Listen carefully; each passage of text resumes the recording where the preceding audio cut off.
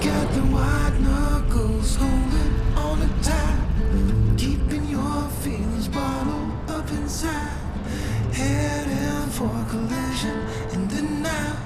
To really live, you gotta die. Breathe in, breathe out. Hey. All right, how's it going, guys? Welcome back to Sir Camps a Bit. It's been a while. I think I've got another video in the works here, but in the meantime, it's been about a year and I'm back here at Kootenai Creek Trail. This is where my first video went a little bit wrong. We're gonna not necessarily camp right now. I'm doing a little bit of a recon to see if camping tomorrow night is going to be viable. So for those of you who watched last year, this trail was pretty slick ice when I came up with my backpack trying to camp overnight, and I made it maybe an eighth of a mile in before just totally eating it on the ice and had to turn around, busted open my lip, my thumb. So this time is about scouting ahead, making sure it's doable before I have, 40 to 50 pounds on my back. And I'm also looking for animal tracks too. So I was hiking up here with my family just a couple days ago, and there were some mountain lion tracks. Not necessarily the most dangerous thing in the world.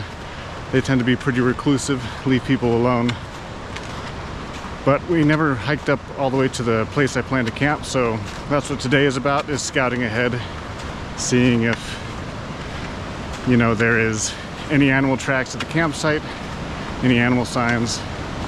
Obviously, camping by yourself in a hammock in the dead of December, in kind of a strange territory, to me at least.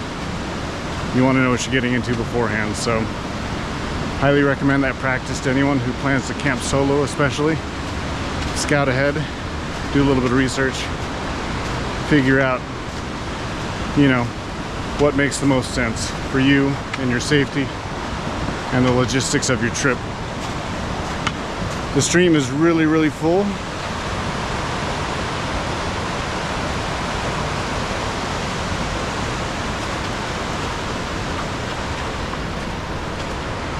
There's been a lot of rain this year in this part of Montana rather than snow, and so that has really driven up the water levels for like the Bitterroot River and Kootenai Creek here are a little bit higher than normal this time of year. Makes for a lot of good river noise, but one of the things you want to think about too when you're hiking or camping alone, you don't want to surprise any predatory animals, so making a lot of noise yourself to announce your presence is pretty important. And you know what? Let's take a look here. I almost missed it. There it is. There's the tree where I slipped last year. So we've already made it past that point. I would say we are doing better than last year.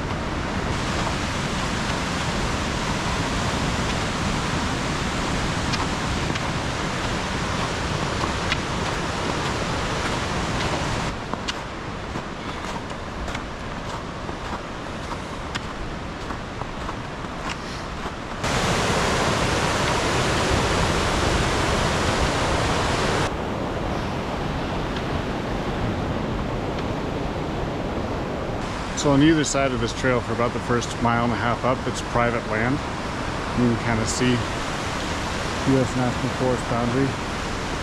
You'll see that kind of along the trail, along with these red markings on the trees. And that marks the edge of the easement. So for the first mile and a half or so, you've got to stay on the trail here. Otherwise, you're technically trespassing into someone else's property.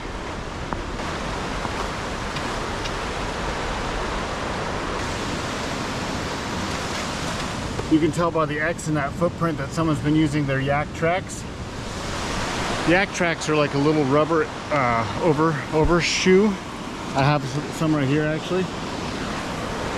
They kind of wrap around the sole of your shoe and give you additional traction, particularly in ice. Really, really useful. Something I didn't have last year, but I was sure to have this year, so I wouldn't slip a second time. I'm not wearing them right now only because the snow is really more slush than it is ice. I think given another night, this might freeze over. But so far the forecast calls for an above freezing night, which is actually a good thing for me as far as coming back and hiking back up here tomorrow evening, or tomorrow afternoon rather, with about 40 pounds on my back. It's a lot easier to slip when you're out of balance, and I would be out of balance for sure with that much weight on my back. So having the yak tracks is an important safety precaution, but hopefully I just won't need them at all. So if you're looking at this print, this is clearly a canine print because it's symmetrical. The 4 pads are even. A feline print is a little bit more like a hand, where it's less even. Also, canines have claw marks because they don't have retractable claws, whereas most of your cats, including your big cats, have retractable claws, and so their prints won't leave any claw marks.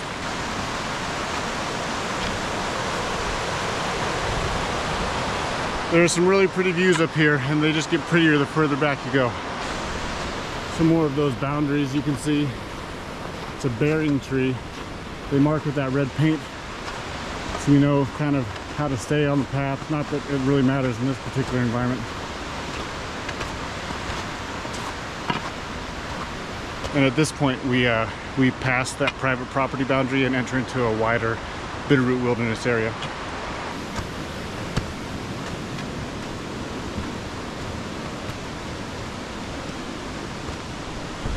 This is a pretty cool tree. It's kind of growing right on top of the rocks.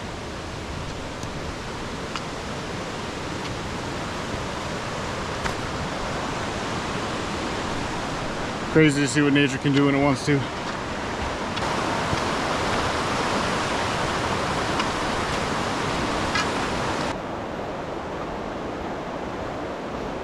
If you look around this trail, you can see that one side is pretty sheer.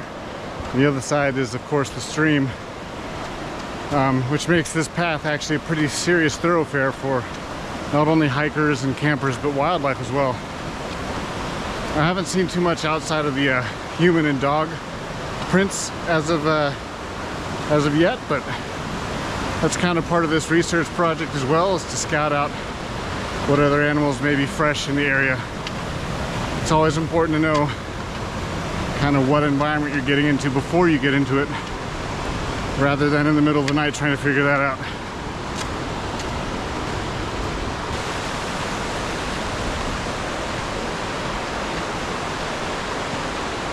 The weather can get pretty serious up here between winds, precipitation, all extreme cold, all the like. So you've got to really pay close attention to the forecast so you don't get caught unawares.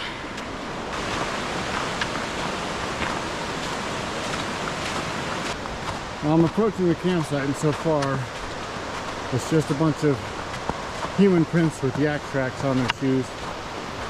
Well, this is the campsite. So far I don't see any fresh or even really old tracks other than my own, of course, that I've made on the way in. But the path runs right up there, keeps going back further into the valley, where eventually you'll hit a couple lakes. But down there is a good spot to pitch my hammock, right on the riverside there, or creek side. Obviously I've got these pretty steep elevation gains on the north side, south side of the creek, and then another steep elevation gain further south of the creek. Obviously I want to do a little bit more of a close examination of the campsite to see if any animal tracks can be spotted. It does look like some older ones here. I can't tell what they are anymore. It's melted away mostly. But they look pretty symmetrical. They don't look too big either. You can see old footprints here as well. So likely this is a person and their dog coming down just to hang out for a little bit. I don't see a lot of dry wood, which might be a problem. I mean, there's some fallen wood right there that I can probably use for firewood. It's been pretty soaked though, so I'm a little concerned about keeping a fire lit, but that's something else to consider. There are apparently fish in this creek, although I've never caught one. I've actually never even seen one, but at some point maybe I'll bring a fishing rod up here, but probably not this trip. But yeah, you're looking for two sturdy trees to string a hammock between. I think This guy and one of these two guys probably be fine. I can put my kitchen over there to keep my food away from my sleeping area. Maybe build a fire in this little clearing. I mean, so far it looks pretty good.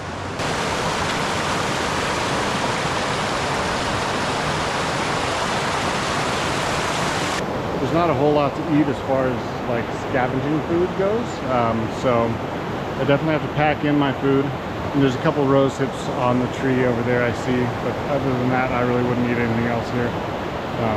There's also no cell phone reception. Obviously your mileage may vary based on your carrier, but my carrier does not have cell phone reception in the spot, so having some other kind of communication device is essential. I use the Garmin InReach Mini 2. It's 15 bucks a month for the Iridium satellite network subscription, but it works really well for letting my family know I'm safe, that I've started my journey, that I'm ending my journey, that I'm just checking in. So make sure you research what kind of communications assets you have at hand and what you might need to bring with you if your standard mode of communication is not available in that location. I've been really happy with these boots. They're the Salomon Tundra, rated for -20 if you're not moving, -40 if you are. Pretty good grip. I haven't had to use my yak tracks this entire way back, so I've been pretty pleased with them, and hopefully I get a lot of mileage out of them. We'll see what happens, but it's always hit and miss with the quality and longevity of boots, but they seem to be pretty well reviewed by most outdoorsy types, so hoping they last a while.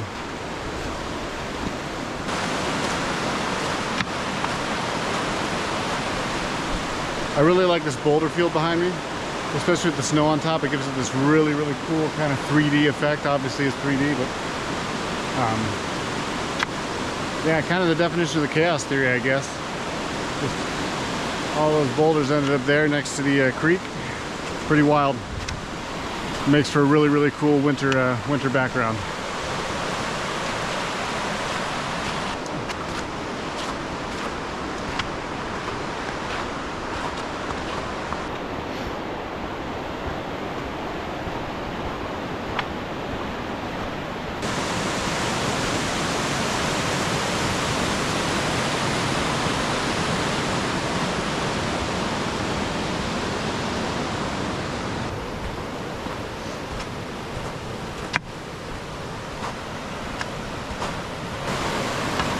Something else you want to get in the habit of doing when you're hiking by yourself, particularly in cat country, is you know, every once in a while looking behind you. Obviously big cats are stalkers by nature, and you don't want to be being stalked without knowing it. You don't want to be being stalked in general, I suppose, but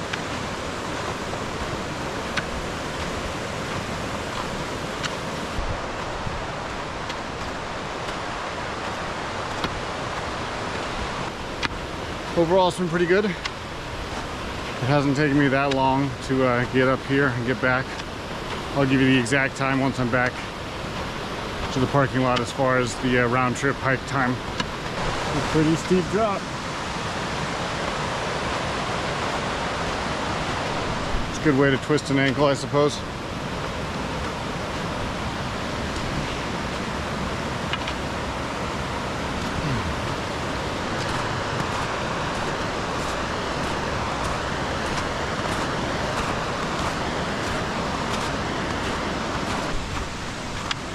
You know, I'll be honest, I've done a lot of hiking in my life, and I've yet to see a bear. For whatever reason, just never seen one. Seen the arm of a bear once when camping. It had been removed from its previous owner.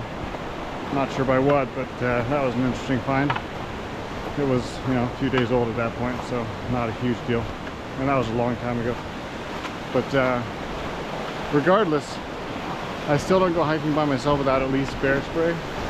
Bear spray is supposed to be effective against most any mammal, including mountain lions. So having a can of bear spray is a pretty essential toolkit if you want to be extra safe.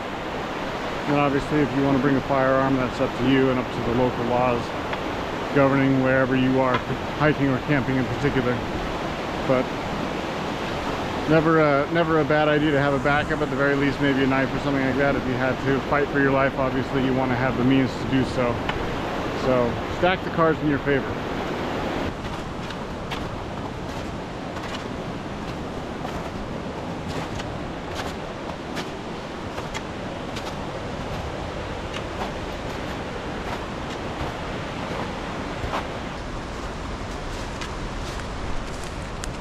I'm not sure what kind of berries these are, but I'm inclined to think they're poisonous, so I won't eat them, but maybe I'll figure it out before I post this video and have a subtitle for you.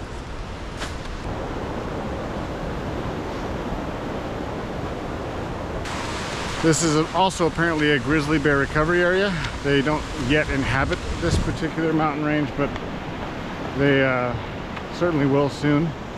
And there have been a couple sightings of just transient grizzlies in this part of the range, so something else to watch out for. Super rare, probably won't bother you for a few years, but maybe 10 years from now, watch out a little closer.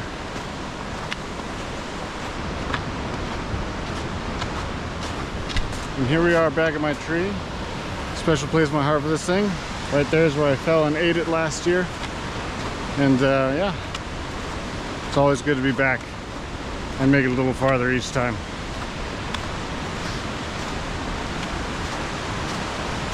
This is my favorite view of the entire hike right here. You just look down in that valley, you see a straight stretch of creek going all the way down. Got a pretty good flow this time of year too, so it's a really pretty place to hike. Even if you're not camping, just a day hike, it's really, really worth your time.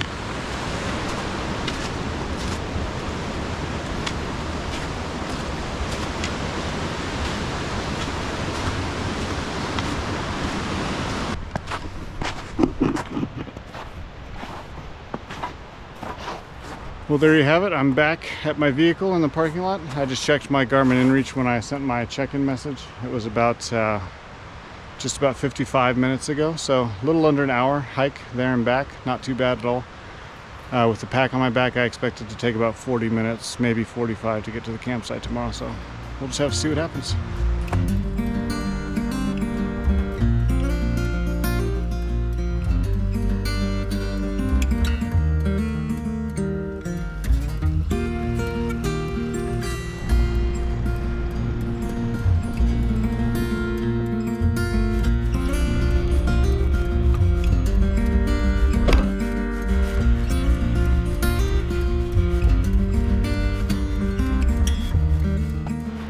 Alright guys, well we're back, and it is now Christmas Day.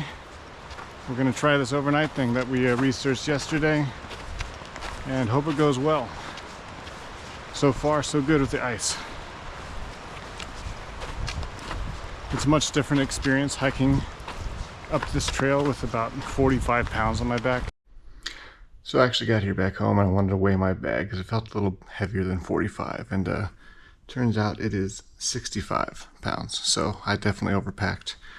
I won't be doing that again. It's probably hard to see on the scale there, but that's a lot of weight to be lugging around in the mountains. I don't recommend. I've got lights and batteries and food and a hammock, a sleeping bag, some water. It all adds up pretty quick.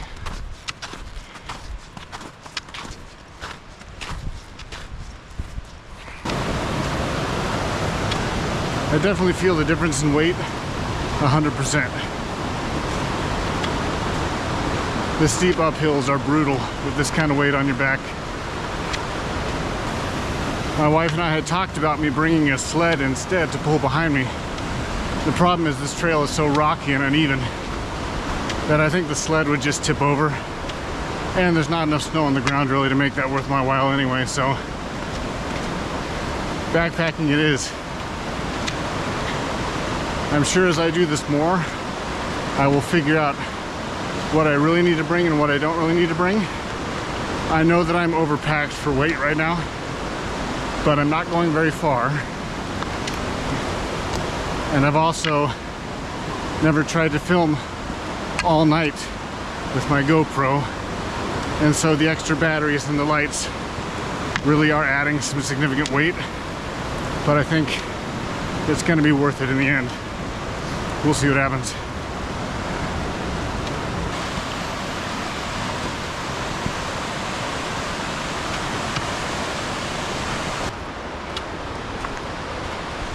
Getting back into national forest land and off of private property.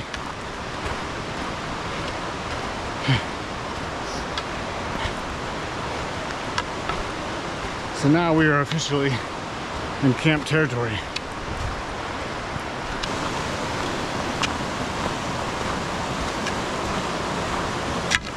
Take the load off my back a little bit.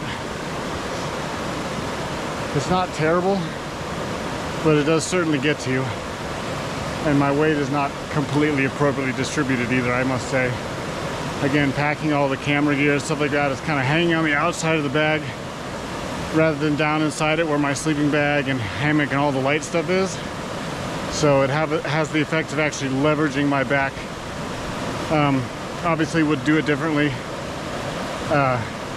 given smarter packing and maybe more space, but with the tripods and other things like that, they really don't fit in the bag efficiently, so it just is what it is. Let's keep going. I probably could have done without my jacket for the hike up,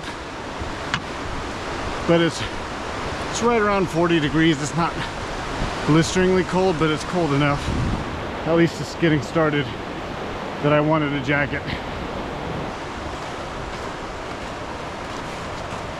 All right, we've made it. Just scoot off down the trail here to my spot. Whew.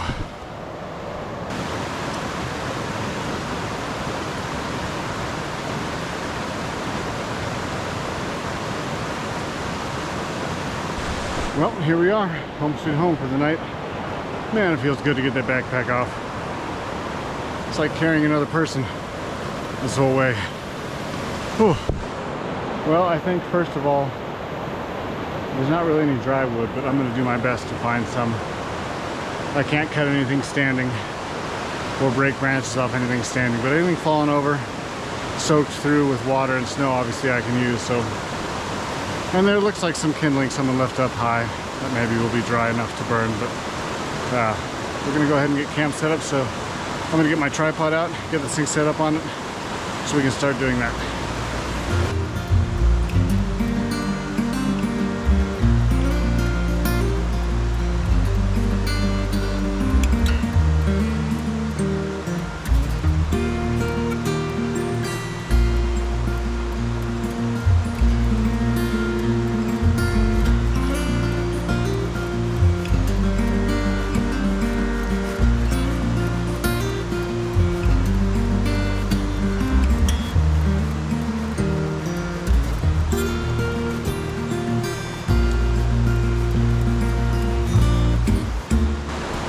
You know, I was going to set up a fire pit here next to my hammock, but I left one over there. It was kind of buried in the snow a little bit, so didn't quite see it, but now we do.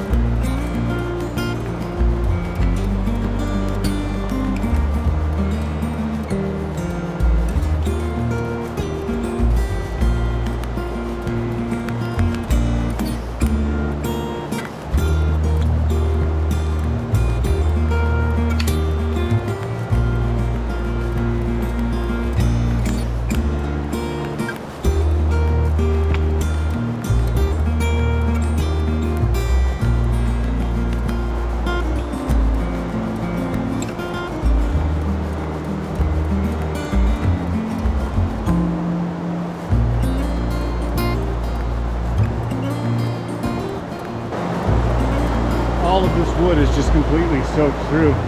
This is about the only dry spot I found, so I'm going to try and make this work to get a fire started. I didn't bring my fire starters with me, unfortunately, so we're going to see what else I have to maybe make this work.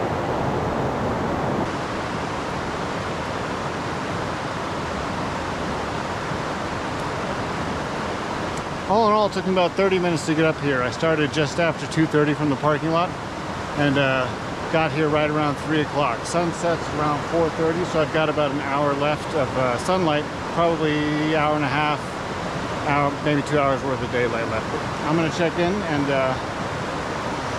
we're going to go from there.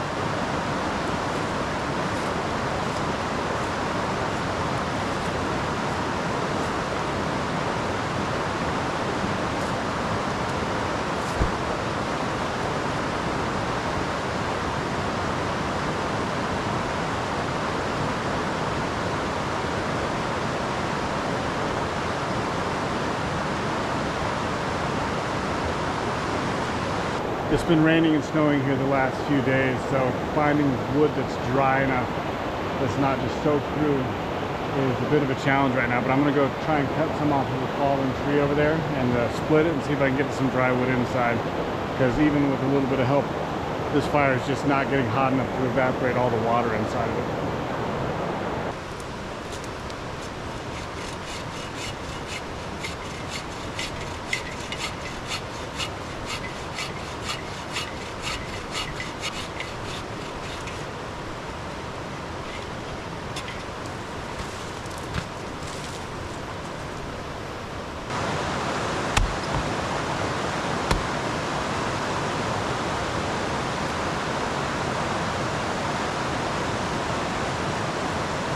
This wood is just soaked through as well. Well, you know, it's starting to rain. May have to forego a fire. It's going to make it really cold, but we'll just have to figure that out tonight. So, not a big deal. We'll live. But it is starting to rain, so I've got to get a tarp up over my hammock. Otherwise, I won't be able to sleep tonight, as it will be soaking wet. So, I'm going to get that started.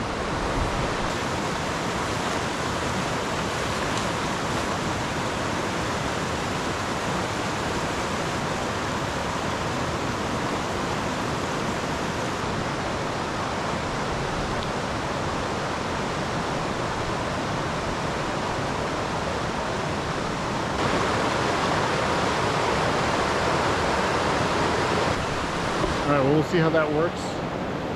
I know that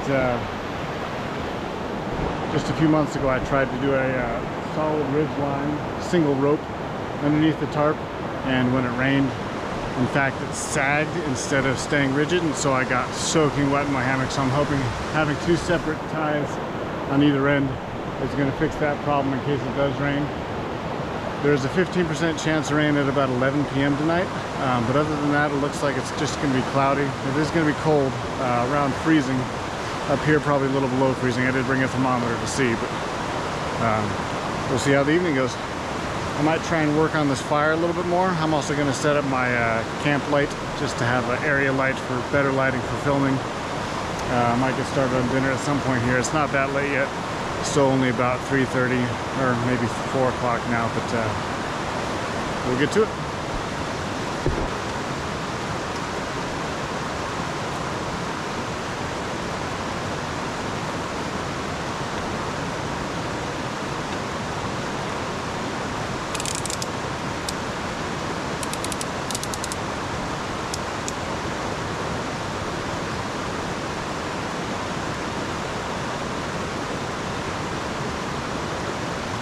When you're hammock camping in the cold, you want to make sure you have some kind of underlayment under the hammock. Otherwise, when you're sleeping in the hammock, it just squishes the insulation in your sleeping bag. It makes you really cold on your back. This basically replaces that insulation underneath the hammock so it doesn't get squished.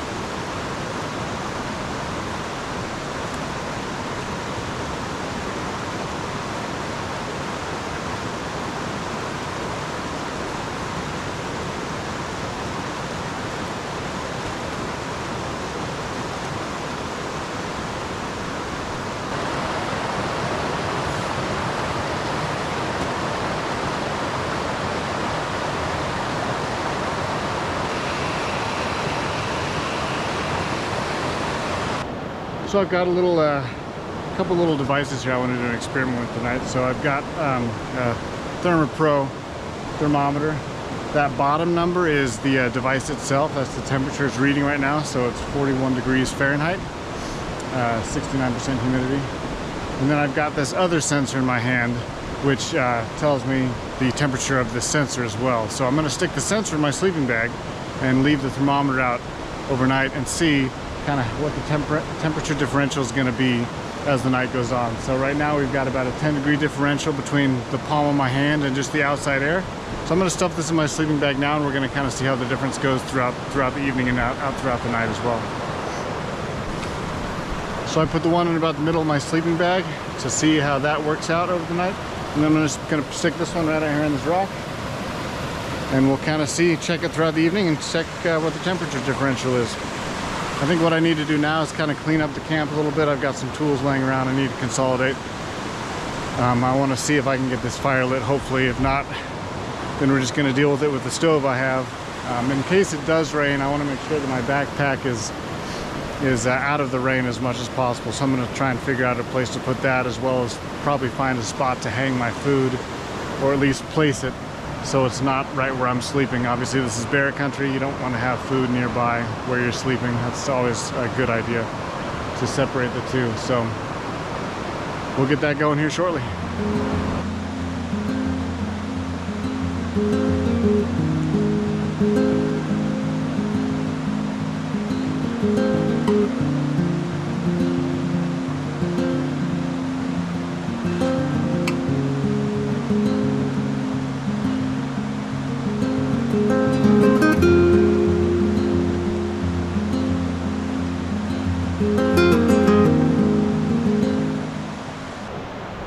I really want to fire, like, a lot, but I don't want to use all the fuel I have for cooking to try and get one and not get one in the end. So I'm just going to go without a fire. It's only one night anyway, and it's not like the fire is close to my bed, so relying on it for warmth isn't really a thing. It was more of a comfort level, and also just having a more continuous heat source if I wanted to heat up water or anything else like that. But I've got enough fuel for the night, so I think I'll be okay, and we'll just have to make it work. Not a big deal. You always forget something when you're packing for one of these trips, and fire starters in this kind of a wet environment, the wrong thing to forget. But at least I didn't forget my sleeping bag or something more serious like that. So we'll just make the evening work how it is. Well, it's about 4:30. Sun sets around now. It's still light out, but that's just kind of the dusk of the day. I think it's going to start getting dark pretty quick. I imagine in the next 30 minutes. It's going to be pretty dark, probably too dark to really hike out safely if I had to, but if I have to, I will. But I think I'm going to be good here for the night. Sunrise is right around 8:15, so got kind of a long night ahead of us, and we'll just make the most of it. As you can see, it's just above freezing, and in the sleeping bag it's almost 50 degrees, so it's a pretty decent temperature differential. Still only about 10 degrees, but once I get the hot water in there and my body in there, the sleeping bag will be a lot warmer.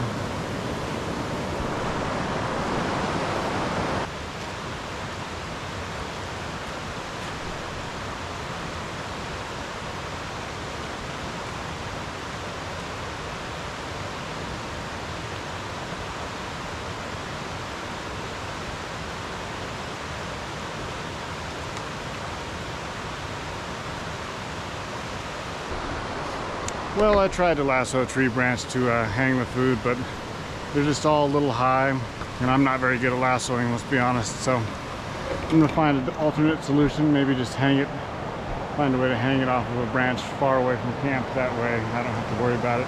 I honestly don't have that much food with me, but anything counts, so better to be safe than sorry.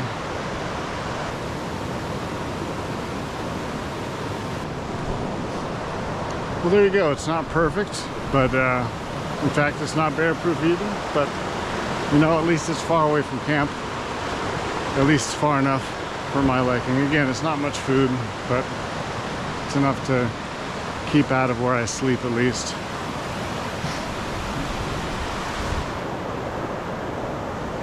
And I've got it just sitting over there hanging over the river a little bit, so could something get it if it really wanted to? Probably. Is there a good chance it would fall in the stream? I hope so. At least I'd be alerted at that point, maybe not, with all the splashing. Probably wouldn't hear anything, but doing the best we can with what we got. No trip goes according to plan, and this one is no exception to that, obviously. I am learning much more as we go, as far as what I need to prepare for, what I need to look for. And obviously this is a lot easier with more than one person, but whatever I brought in is what I got with me here. So we're gonna make it work, and we're gonna have some fun too. All right, so I really wanted to fire. You know, it just makes the whole trip a little bit better. I can't get one going. I've used a lot of my camp fuel actually to try and get it going, and the wood is just still too wet. So I think instead I might just call it. I know it's a lot of work to hike all the way back here, unpack, get ready for bed, pack up after dark and hike back, but hey, you know, it wouldn't be a Sir Camps a Bit video if it wasn't for that. So at least it was a little bit informative. But I'm gonna go ahead and set up my lights so you can watch me pack stuff up in the dark, and then I'm going to head back.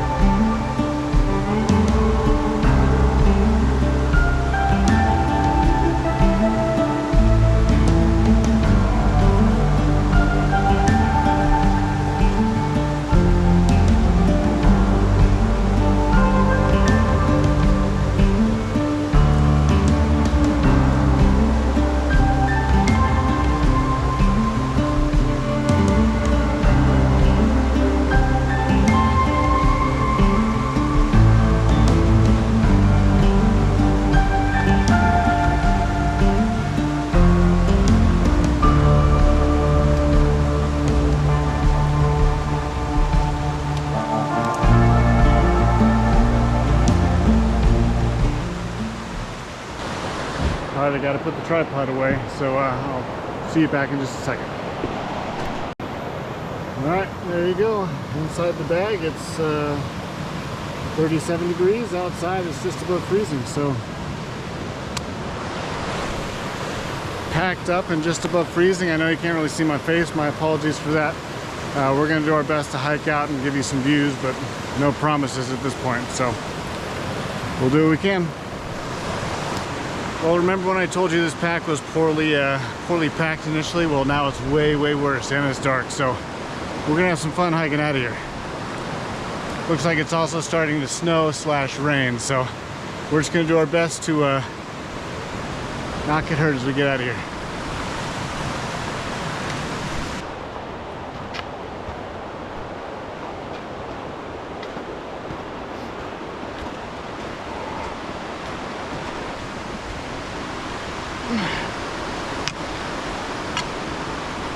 There's that awful tree to get around.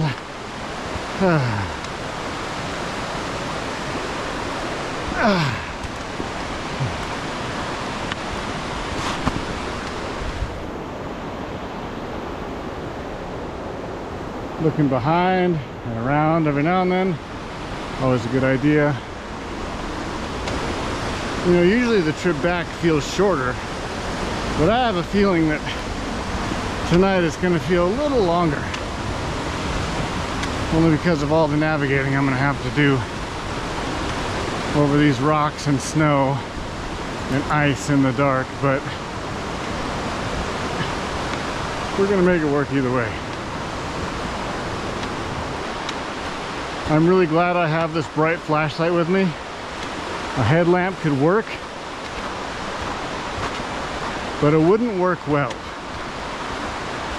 for this. So having some extra light with you, never a bad idea. It's funny, I see all this lichen reflecting on the ground. I'm pretty sure it's fluorescent. And I do have a black light on me, but it's in my backpack.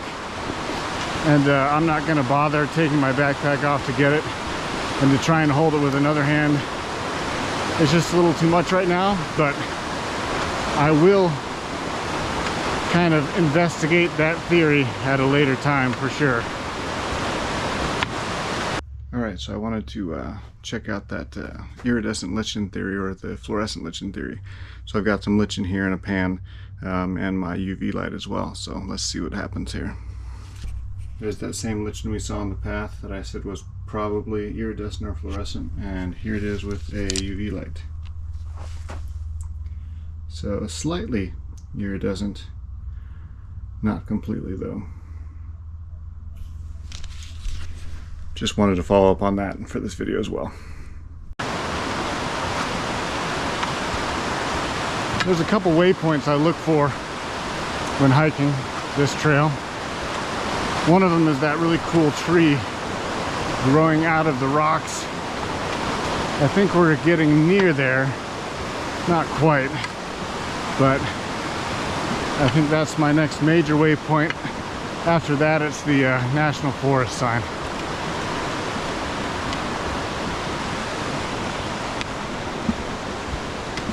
Yep, here it is.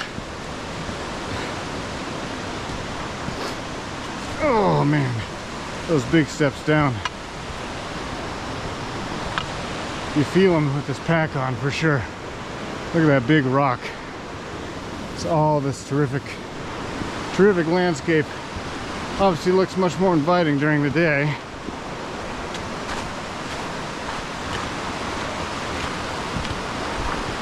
I think at this point it would be not completely impossible, but relatively unlikely for me to spot any animal signs, which is okay. I think I'm gonna be all right for the mile or so back to the parking lot.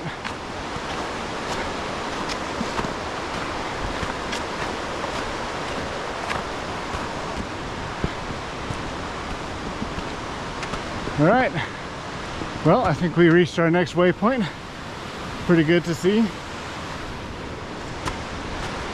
We're getting there.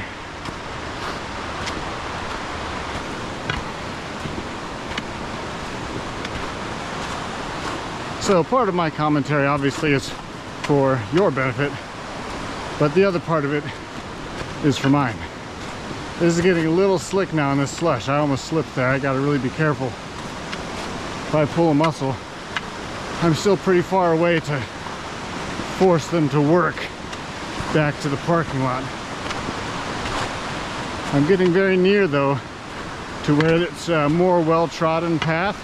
I mean, obviously this is still really well trodden, but a lot of people will turn around at a point up here near the stream access. So I'm hoping once I get down there, the going will get a little easier.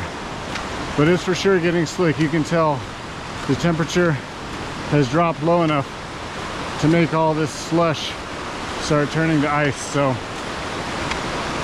glad I got out when I did. Tomorrow morning might even be too cold to where I would have some issues with ice, which I'm trying to avoid obviously as much as possible. I've had my taste of ice, thank you very much. If there's something I'm teaching you guys with all of my attempts, I hope it's that you need to be comfortable with what you're doing, and that it's okay to say, you know what, this isn't working out this time, let's try again another time, which is what I'm doing this time. So there's never anything wrong with pulling up chalks when you don't feel 100% confident in what you're doing. I think that's a lesson we probably need to learn more in life a little bit. Not that you should give up easily, of course, but don't do anything unnecessarily stupid either. That was the next major waypoint. We are now on the well-trodden path, which is some good news. We're only about a half mile, I think, away from the parking lot.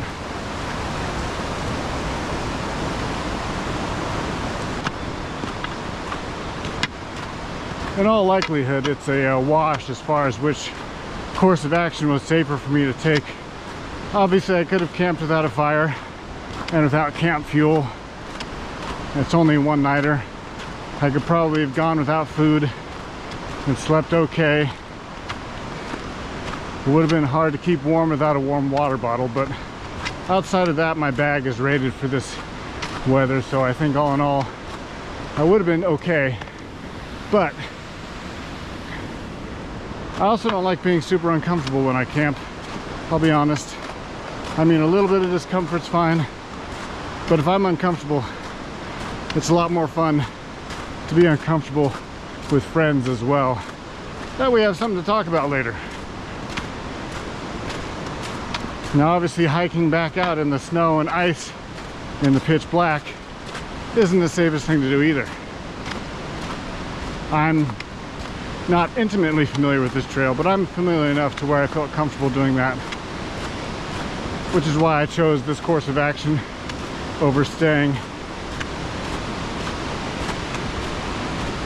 But a fire really does make all the difference in the world when you're camping.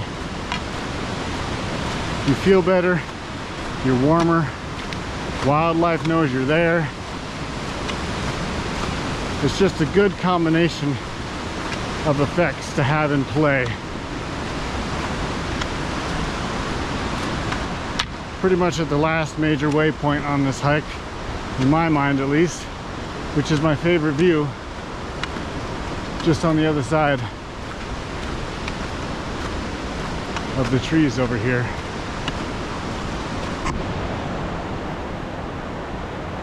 Well, I don't think you won, tree, but the trail won this time, so we'll be back for a third try it again, but we're going to try that again sometime soon. Yep, last waypoint, favorite view that you can't see. You can see by the fence, we are approaching the parking lot. Honestly, I made record time. It only took me about 20 minutes to get back, which is great. I'm in the parking lot now. I'm gonna walk down the road a little ways to meet my ride halfway between where we're staying and the parking lot, so we'll just keep trekking. I can see and hear my ride up ahead.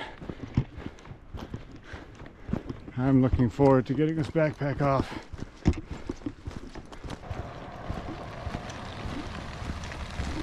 Here it is, my lovely ride.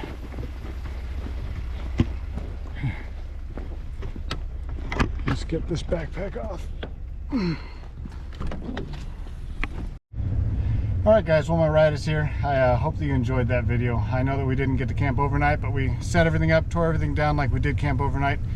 And hopefully we've learned some things together too. I think the biggest thing is obviously that winter camping can be really, really challenging, especially with wet wood, wet conditions that you just are not prepared for properly. So not having a fire really is the thing that that broke this trip for me, but we're back, we're safe, and we've learned a little bit, and we're gonna catch you again next time. I'll leave you some B-reel from another time from driving in the daylight, just for your funds. I know my clothes are steaming because it's so cold and I'm so hot outside, or something like that.